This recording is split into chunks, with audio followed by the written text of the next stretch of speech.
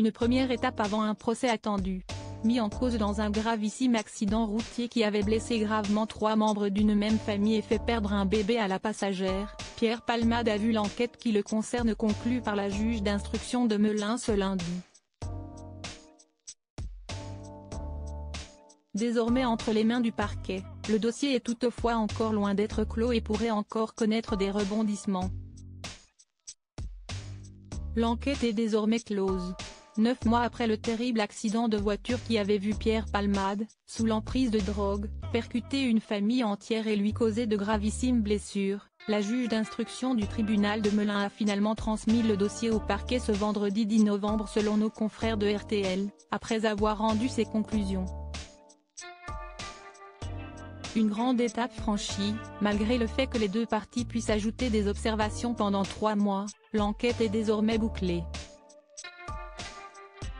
Et désormais, une nouvelle question s'ouvre, l'humoriste, dont la voiture aurait dévié sur la voie d'en-face et qui serait le seul responsable de l'accident, doit-il être jugé pour blessure involontaire ou homicide involontaire?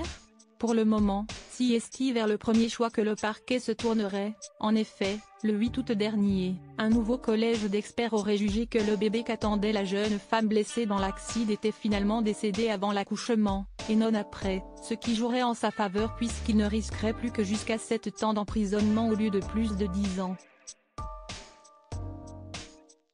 Une culpabilité des victimes toujours traumatisées mais avant les 3 mois nécessaires pour étudier le dossier, difficile de savoir comment va tourner cette affaire, dont toutes les parties avaient été reçues par la juge d'instruction.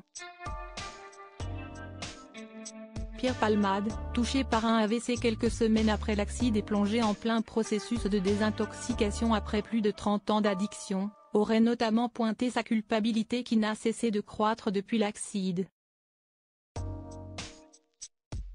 Il aurait également raconté les heures qui ont précédé ce terrible moment, et détaillé ses 3 jours sans dormir, à consommer plusieurs sortes de drogues dont la cocaïne et la 3-MMC, une drogue de synthèse.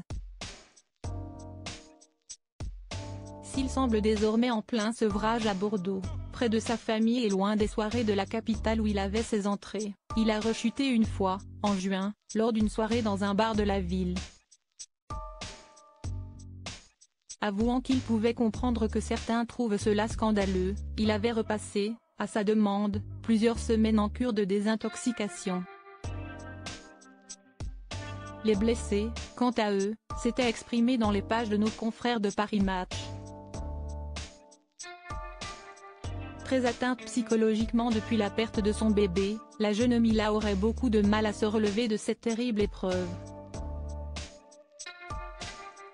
Yüksel, son beau-frère, et Devrim, son neveu de 6 ans, les autres passagers de la voiture, sont eux aussi encore mal en point. Le conducteur a déjà été opéré plus de 7 fois et gardera des séquelles à vie, tout comme le garçonnet, touché au visage.